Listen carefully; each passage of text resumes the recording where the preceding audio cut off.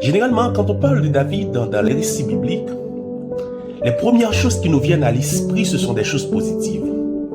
On peut penser à David en tant que l'homme selon le cœur de Dieu. David, le héros du géant Goliath, celui qui a vaincu ce géant qui voulait défier l'armée du Seigneur. On pense à David aussi, l'homme que Dieu a pris de très loin pour faire de lui le roi du peuple d'Israël.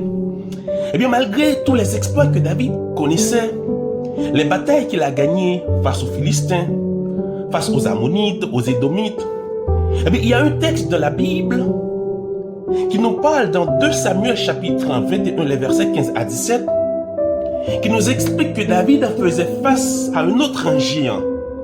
Mais cette fois-ci, David ne pouvait pas gagner parce que David était fatigué. Alors nous pouvons lire ce texte qui se trouve dans 2 Samuel chapitre 21, les versets 15 à 17, qui dit: les Philistins firent encore la guerre à Israël. David descendit avec ses serviteurs et ils combattirent les Philistins. David était fatigué. Eh bien, le géant Jibbi-Benob, l'un des enfants de Rapha, il eut la pensée de tuer David. Il avait une lance du poids de 300 cycles d'airain. Il était ceint d'une épée neuve.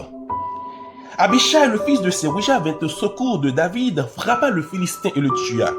Alors les gens de David jurèrent en lui disant: tu ne sortiras pas avec nous pour combattre, et tu n'éteindras pas la lampe d'Israël. Eh bien, mes bien-aimés, chers frères et sœurs, puisque David était qu'on a un paquet de guerre, un paquet d'exploits, et maintenant David fait face à un autre géant, David ne pouvait pas vaincre ce géant, parce que David était fatigué. On pourrait dire, mais comment David était-il fatigué? C'est David l'homme selon le cœur de Dieu. C'est ce David qui a vaincu le géant Goliath. Est-ce que c'est parce qu'il a désobéi à la parole de Dieu? Pourquoi David était si fatigué? Eh bien, mes bien-aimés, ça nous montre que même les plus grands serviteurs de l'Éternel, à un moment donné dans sa vie, il est capable de faire face à des difficultés. Il est capable de faire face à des géants de la vie, à des maladies, à la solitude, à l'épuisement moral, physique, émotionnel. Même les plus grands chrétiens, tous les enfants de Dieu, indistinctement, nous sommes capables de faire face à des géants. Quand que face à des géants, nous sentons impuissants, nous n'avons pas qu'à lutter. Et comme nous sommes dans le texte, c'est Abishai, le neveu de David, qui était allé au secours de David. La bonne nouvelle, c'est que Dieu a toujours voyé un monde pour venir à notre secours.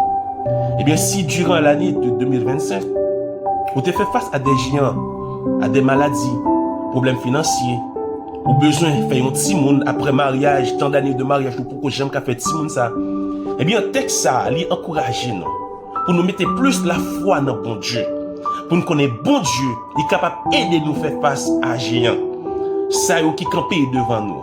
Eh bien, que l'année 2026, ça, capable une année de réussite, pour famille, pour amis, pour petit, pour madame, pour mari, que bon Dieu capable de faire disparaître tout géant qui campait devant nous. Que mon Dieu bénisse.